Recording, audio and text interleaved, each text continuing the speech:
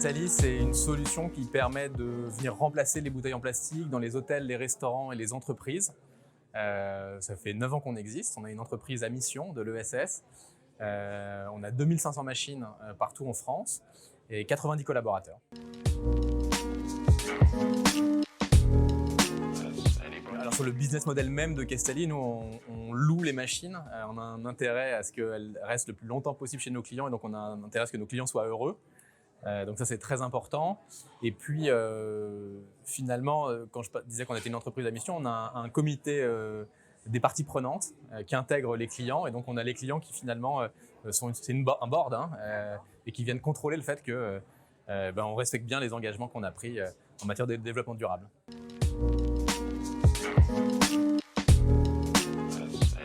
Moi, je pense que les clients hôteliers, d'abord, ils sont là, ils ont été stupéfaits, choqués. Le monde s'est arrêté et ça a été la même chose pour moi, pour nous, pour Castali.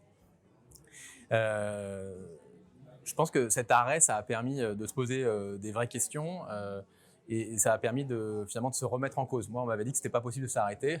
Finalement, on a vu que c'était possible et qu'il n'y avait pas le choix exactement Et donc, à partir du moment où on est capable de s'arrêter, de se poser les bonnes questions, ça permet de reconstruire sur des fondations plus fortes. Donc, ce matin, on a parlé de beaucoup de sujets qui, moi, me passionnent et en tout cas qui font que ça m'anime au quotidien chez Castali. Donc, ça m'a fait plaisir de les retrouver. J'ai trouvé que les 5 groupes étaient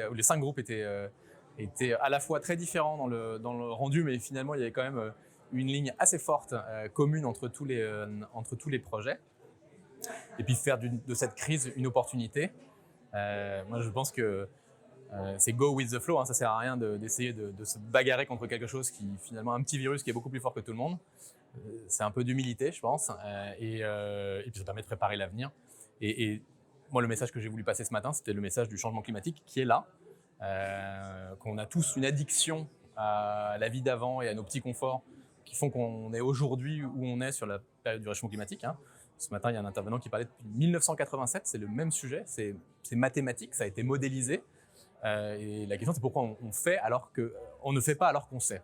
Donc voilà, moi j'ai trouvé qu'aujourd'hui, il y avait eu des solutions qui avaient été proposées sur le faire, comment est-ce qu'on fait. Et je pense qu'aujourd'hui, c'est ça dont on a besoin. C'est beaucoup d'énergie pour faire des choses et aller de l'avant.